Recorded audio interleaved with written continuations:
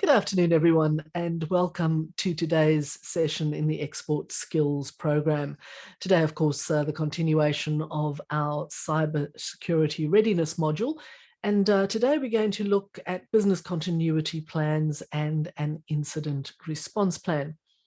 I'm Collins Rex. I'm the director with the Global Trade Professionals Alliance, and the GTPA is an organization that cultivates international standards within the industry. Our aim is to create a trade environment that is both inclusive and trusted by all. And the GTPA has partnered with Global Victoria to deliver this comprehensive export skills program. As always, to register for any of the other webinars and workshops coming up in the program, go to the address that you see on your screen. For this Cyber Readiness module, we have partnered with the Cyber Readiness Institute out of the United States. The Cyber Readiness Institute convenes senior leaders of global companies and supply chain partners. It shares cybersecurity best practices and resources, and it develops content and tools to improve the cyber readiness of small and medium-sized enterprises. As always, I just draw your attention to the disclaimer on the screen and make sure that if you are going to use any of the advice given, you make sure that it is appropriate for your business.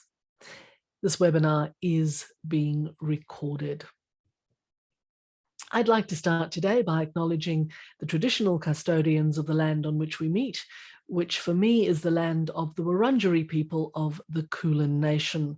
I pay my respects to elders past, present and emerging, and I extend that respect to any Aboriginal and Torres Straits Islanders people who might be joining us on today's webinar. As I mentioned, I am Collins Rex, and I will be your presenter for today's session. Now, notice today that we have a couple of newbies on the webinar call, ones that haven't attended any of the cyber readiness sessions so far. Just a reminder that this is the one module where every webinar and workshop builds on the one before. So there will be some information that I just gloss over today because we've covered that in detail before, and I'm going to assume that you know where you are in terms of the content. So if there's something that doesn't make sense to you, it's because we've already covered it, and you'll need to drop me an email so that I can send you the deck from the previous session so that you can catch up and be on track for future sessions if you are going to be attending. Today is also the halfway point, more or less, of our program. We've got 1 month left of the entire Export Skills program, so a bit of a landmark session for us today. So today we're going to do a very quick recap of the core 4. We're going to look at building an effective business continuity plan and responding to ransomware, and just recap what is coming up. As always, I'm happy to take questions throughout. Just type them in the chat box. And if you think of anything at the end, of course, we'll take them then, or else you can drop me an email and I'm more than happy to respond accordingly. So just to recap, what is cyber readiness? Cyber readiness is taking practical steps to prevent cyber attacks by focusing on human behavior, and that's the key here, related to 4 core issues and knowing what to do if an incident occurs. Now, the 4 core issues that we focus on in this module and the 4 core issues that inform everything that we discuss is the 4 that you see on your screen. It's passwords and multi-factor authentication. And it's really edifying to know that a couple of people who have been part of this module since the beginning have already started implementing some of the policies that we discussed last week in their organization. So it's really great to know that cyber readiness is top of mind for many of you. Software updates is another one of the core 4. Phishing makes up number 3, and USBs and secure file storage and transfer make up number 4.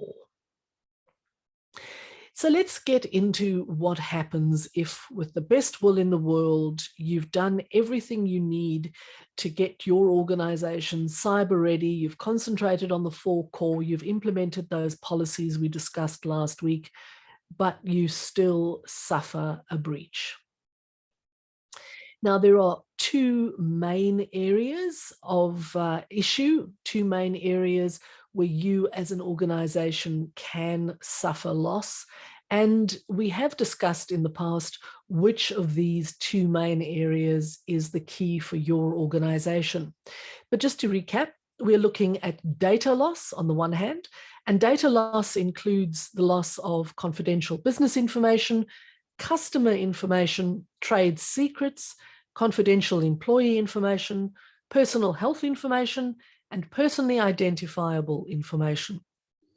So really, when we're talking data, we're talking about everything that your business holds that is of importance to your business from an information perspective. And that includes both personal and business information. The second area where problems arise when a breach has occurred is in business continuity. And here we're talking about losing access to things like your website. So your website goes down, or there's a denial of service attack on your website, which just locks it up. Service or product delivery, which can be delayed or in some cases completely derailed. Purchase order processing. If you can't access your files, for example, you can't access any purchase orders. Payroll processing. Again, if your files are locked up, for example, by a ransom attack, you can't pay your staff because you don't know what you need to pay and you can't access any of the systems around payroll. Payment processing, you can't pay your suppliers. And of course, there's disruption to email and other communications because you can't access anything at all. Those are the main areas: data loss, business continuity, and then all the incumbent problems that arise from a breach. So what is a business continuity plan? It's literally having a plan to deal with difficult situations so that your organization can continue to function with as little disruption as possible. Now, there are many ways in which your business can be disrupted. There's natural disaster, of course, and for anyone that has been in an area that recently, for example, suffered flooding, you know what happens when a disaster occurs and literally washes away your records, for example, or damages your stock, etc. Bushfires, classic example for us in Victoria. There's utility outage. So there's an ongoing power outage, for example, and that power outage means that you can't access any of your equipment. And that power outage could also mean the damage has occurred to equipment. Supply chain disruption, and we live in a world of supply chain disruption on the back of COVID pandemic restrictions. And if you are in any shape, size or form dealing with a country like China, for example, you are feeling those supply chain disruptions very keenly, both from a supply perspective and from a sales perspective, because very little is moving in and out of China at the moment. And there have also been disruptions to production in many cases. So if, for example, your business is reliant on microchips because you make electronic equipment, you really are suffering because there have been severe disruptions to microchip productions. The pandemic, of course, that has created all sorts of business disruptions, both from a supply shortage, from a staff shortage, from people being in lockdown and not being able to move freely and therefore not being able to shop, etc. And of course, this is one pandemic that we've just lived through and are still living through, the COVID pandemic, but there have been others in the past and there will be others in the future. But the incidents that we are going to consider for this module and indeed for the session today is what occurs when you suffer a cyber attack.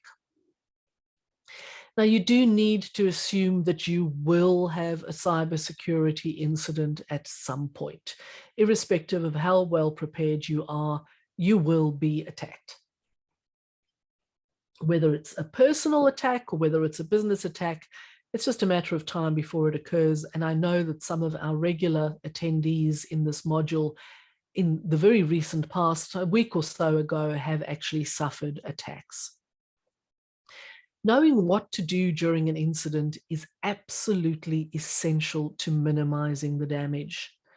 And if you have a tested plan, it can be the difference between an incident or a catastrophe. And what you want to do as a cyber-ready organization is avoid the catastrophe at all costs. So before you implement or indeed even formulate your incident response plan, your business continuity plan, you need to understand what your priorities are in your business. And in the very first session, the face-to-face workshop that we had a couple of weeks ago, I gave you all a priority worksheet with questions for you to answer within your organization. You need to take into account what your answers were in that worksheet, because that is going to help you to build your business continuity plan, because it's going to help you prioritize the things that are most important to you, whether that is data loss or business continuity or both. You're going to focus your plan on the systems and the data that are most critical to running your business.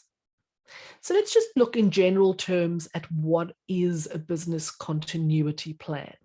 It's literally a document that outlines how a business will continue operating during an unplanned disruption in service. It's more comprehensive than a disaster recovery plan, and it contains contingencies for business processes, assets, human resources, and business partners, so everyone in your supply chain. It has a plan for every aspect of the business that might be affected. It typically contains a checklist that includes supplies and equipment, data backups, backup site locations, etc. And plans can also identify plan administrators and include contact information for emergency responders, key personnel, backup site providers, etc. In the case of your cyber readiness plan, you are going to be, as the cyber leader, the main contact for an incident response team. Plans need to detail strategies and how your business operations can be maintained for both short-term and long-term outages. Now, we've mentioned that a business continuity plan is broader than a disaster recovery plan, but a disaster recovery plan forms part of the business continuity plan. So a key component of the BCP is that disaster recovery plan. It will contain strategies for handling IT disruptions to network servers, personal computers, mobile devices, and the like. And it will also cover how to re-establish office productivity and enterprise software so that those key business needs can be met and disruption is kept to a minimum. Manual workarounds should also be outlined in the plan so your operations can continue until you can restore your computer systems. So if you have had a cyber attack, you won't be able to access any of your computers. You won't access them until you are sure that the attack has passed and that you can safely reactivate. So what are you going to do in the meanwhile? That means manual order taking if yours is a company that produces goods and you sell goods. It includes manual processing of things like purchase orders and the like. It includes manual payment of staff if the attack occurs at a critical time.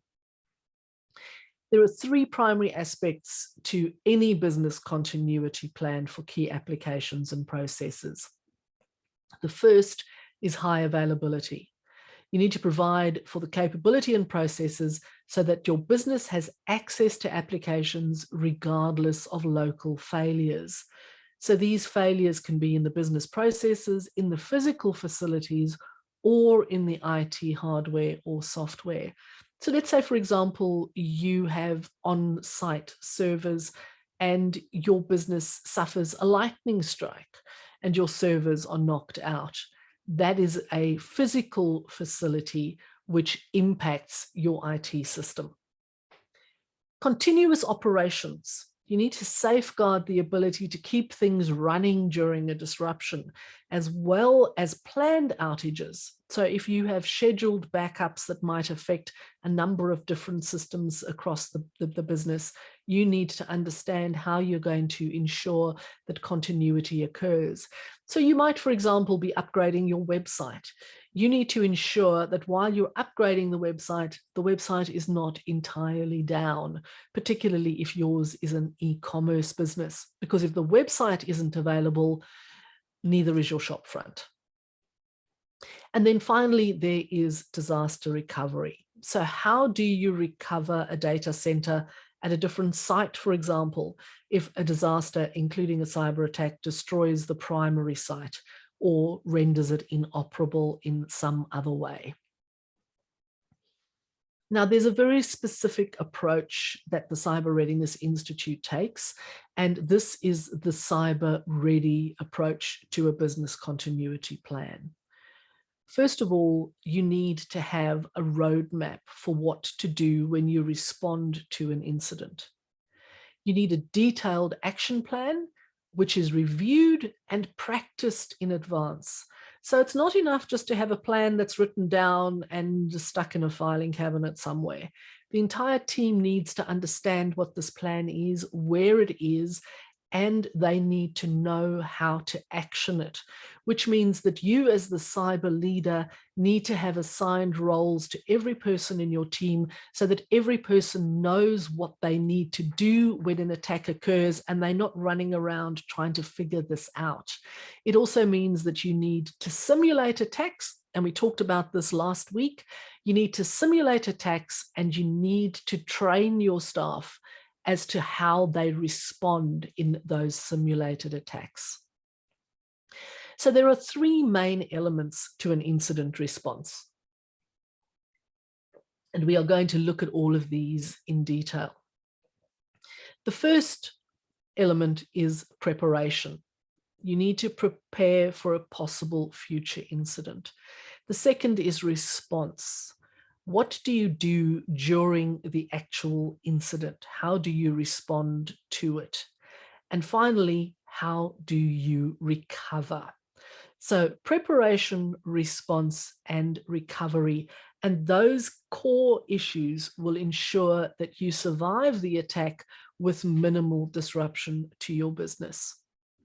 So when we're thinking about preparation, you need to be backing up all your data, and you need to be doing it every single day, and you need to make sure that you can reinstall it from the backups. If you don't have a plan in place to back up all your files in your business every single day, you're in trouble, because even losing one day's worth of information could be the difference between you continuing to operate or struggling to operate, or even not being able to at all. So please, you all need to have a process in place to back up data. And it can be fairly annoying, but it needs to be done. Once you've got the plan in place for the backups, you need to test the backups. You need to make sure that the backups actually work, that all the files are there, that everything that is in that backup operates as you expect it to operate. Sometimes when data is backed up, little packets of data don't make it through and things don't work as they are supposed to. So check it, make sure that it works, do random checks and do it regularly. It's also very important that the backups are disconnected from your network. You don't want people just backing up their daily files onto their computers in the office, because that desktop is the desktop that is compromised and you still cannot get to the data. So the data backups need to be disconnected from your network. You might store them in the cloud, for example, but they need to be physically removed from your business network. And then you need to ensure that everyone in your organization knows how to report an incident and is not afraid to report that incident. So if you've had a staff member that responded to a phishing email, clicked on a link, and they now think, oh my word, I've done the wrong thing, I may have exposed the business, they need to have a measure of confidence that A, they're not going to get into trouble, and B, they need to know who to go to and how to explain what they have done so that you can take appropriate action. As the cyber leader, it makes sense that they will come to you and say, look, I got this email. It seemed to come from the CEO. I thought it was okay. So I clicked on the link and something weird happened. And now I'm concerned that I may have exposed the business network. You need to know that they have the measure of confidence to come to you with that.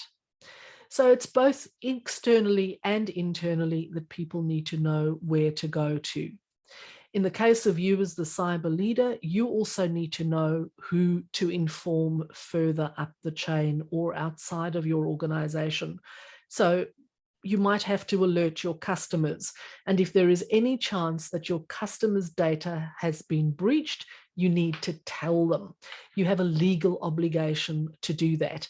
Even if it is an incident that doesn't compromise your customers' data, if it may, you have to tell them that it may. You need to tell law enforcement. So if it is an attack and it is a legitimate attack, it's something that has actually occurred and you can see that it has created damage, you need to tell the police. And the cyber unit in the police will respond accordingly. It's also important that they're aware that this particular threat is out there because it can help other people deal with similar attacks. You might have to inform your insurance company, particularly if you've lost some important data or if you cannot access any of your systems due to a ransomware attack. The next component here is response. So you've prepared your staff, you've made them aware of how to react if they are afraid that a breach has occurred. If that breach has occurred, it's all about how you respond. First of all, you need to isolate the problem. The device that was attacked needs immediately to be disconnected from the network. As soon as you disconnect it from the network, whatever problem arises in that device remains in that device. You've isolated the problem. The longer that device remains connected to the network, the bigger the problem and the further it will spread. So the first step, isolate the problem, get the device off the network. Then you need to identify the type of incident. And once you've identified the incident, you need to take the following action. If it's malware, get the device off the network immediately, which you should have done at the first sign of a breach anyway. If it's credential theft, so somebody's password is compromised, disable the account. You don't have to delete the account, but you do need immediately to reset the password.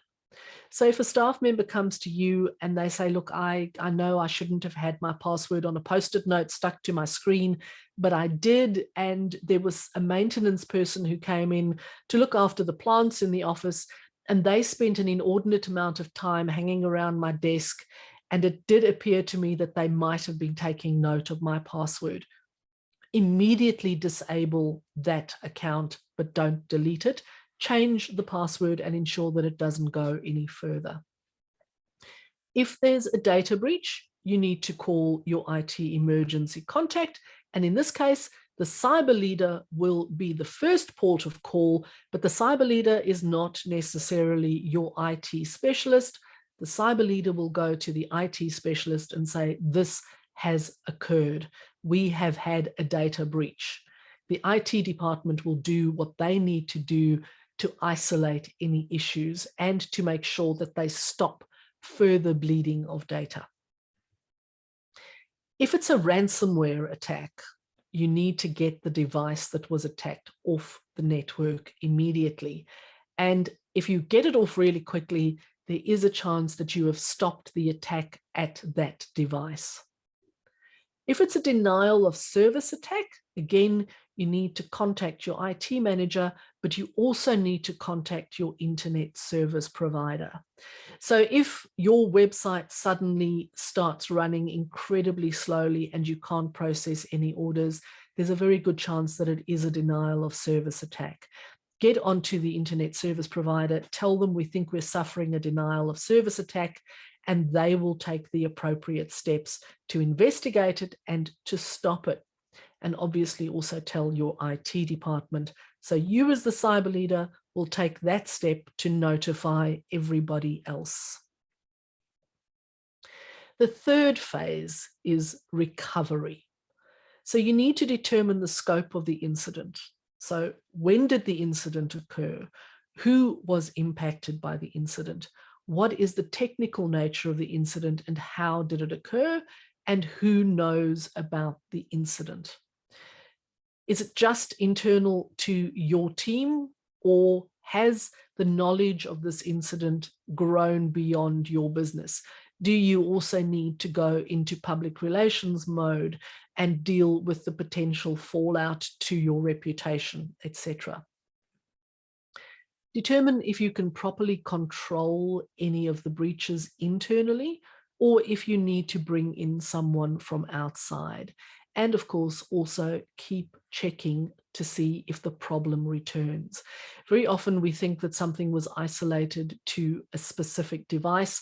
The device was removed from the network. We think that's okay now, but we don't realize that we didn't remove the device early enough, and actually the infection has spread. So you need to make sure that problems don't keep arising, because if they do, you know that the incident went wider than you thought it did. You are, of course, now going to install, once you've isolated the problem and you've made sure that whatever it was that caused the incident is no longer a problem, you will restore data from your backup files, you will reinstall all the passwords on the network, and you will ensure that everything works as you expect it to work. In the case of a website, for example, that has suffered a denial of service attack, you will get the website back up and running, and you will ensure that the denial of service attack wasn't masking any other attack, including the theft of data. So you then need to run a full check on all your systems and processes and make sure that everything is reinstalled and is working appropriately. Now I'm going to spend some time on ransomware, because this is one of the potentially most dangerous things that can occur, not just to your business, but to the businesses with whom you do business, particularly your customers, because it is very often, as we've mentioned in the past, the smaller businesses downstream in the supply chain who are the targets of the attack. So ransomware is a type of malware from a cryptovirology, and just as we have human viruses, we have viruses in the world of computers. This malware threatens to publish the victim's personal data or perpetually block access to it unless a ransom is paid. So simple ransomware may lock the system without damaging any files. So you can't access anything, but everything is still there. And when it's unlocked, everything works and everything is accessible. But more advanced malware uses a technique called cryptoviral extortion. It encrypts all the files, it makes them inaccessible, and then it demands that a ransom payment is made to decrypt the files. So not only are the files locked, they are fundamentally changed.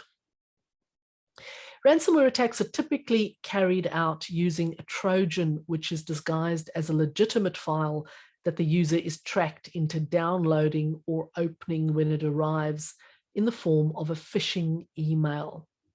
There has been one very high profile example, though, the WannaCry worm that traveled without any interaction by users, but those are pretty rare. Normally, there's a human component. Somebody clicked on a link whether it be a link in a text message or a link in an email. According to a report by SonicWall, there were around 623 million ransomware attacks in 2021. So whatever you have heard of, and the high-profile ones that you've read about, seen in social media, that is a minuscule fraction of the attacks that have actually occurred. Ransomware leads to data loss and it leads to business continuity disruption. So those two circles combine in ransomware. You lose your data and you cannot operate your business.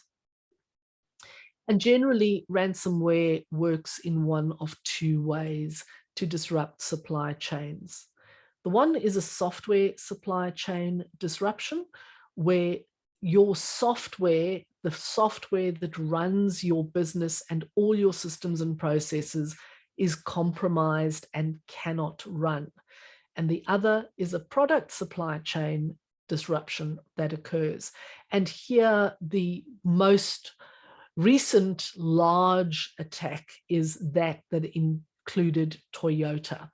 And we've mentioned this one before, but particularly for the new people who are joining us today. Toyota is obviously a large, very sophisticated organization that manufactures vehicles and all sorts of other things, but largely vehicles. Toyota, being large and sophisticated, has very sophisticated cybersecurity protection.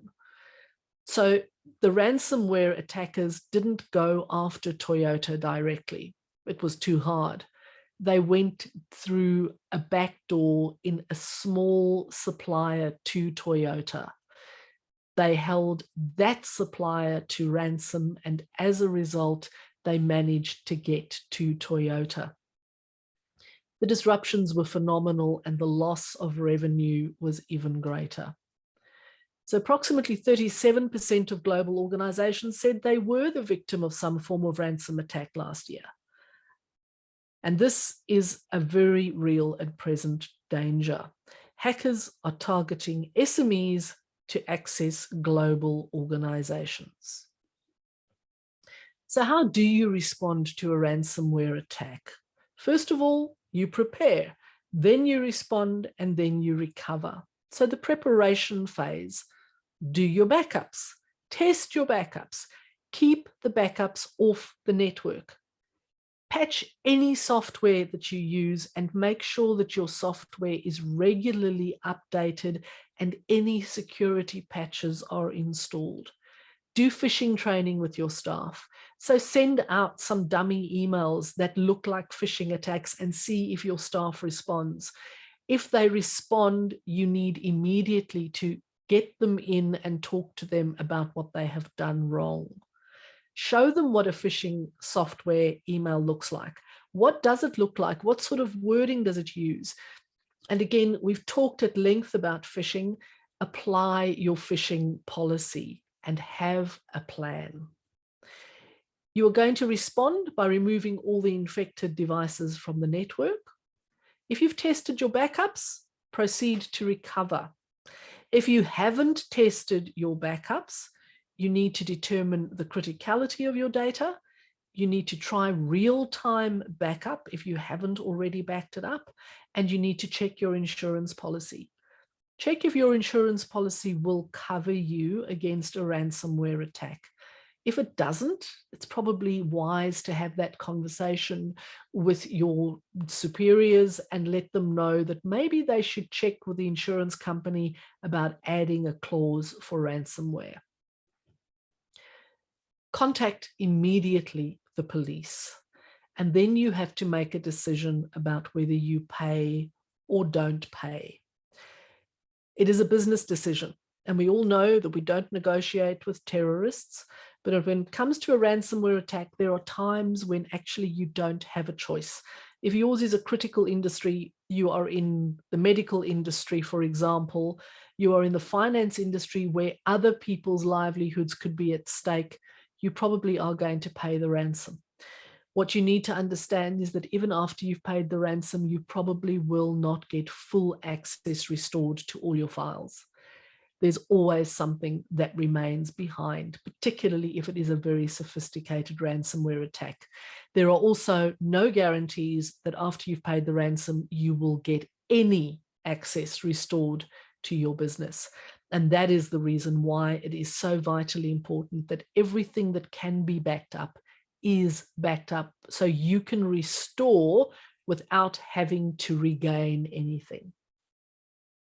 The recovery phase from ransomware includes resetting user IDs and changing all passwords across your entire network. Every single password needs to be changed. And that probably includes any personal devices that your staff are using, even if they weren't part of your network, because there is still a chance that those devices may have been compromised, particularly if, for example, your staff was charging an iPhone by plugging it in to their computer in the office. Do a clean install from all your backups. Update all your software immediately, particularly installing any security patches, and restore all your data from the backups. So clean install of all software and then restoration of all data from your backups. Now, there is a free ransomware playbook that you can download, and you can see the address on the screen. It's becyberready.com. This is a Cyber Readiness Institute playbook that you can download.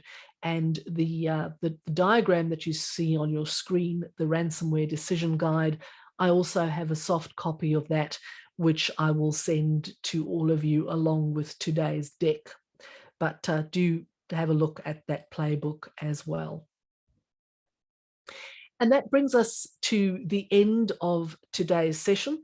I hope on the one hand, I haven't frightened you too much. And on the other, I hope I have frightened you sufficiently that you immediately get off today's webinar and make sure that if nothing else is done, that everything is backed up in your organization, and it's backed up all the time.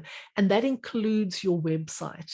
You need to back up your website so that if your website is attacked, you can restore your website in full with minimal disruption to any of your processes and procedures that might run through the website.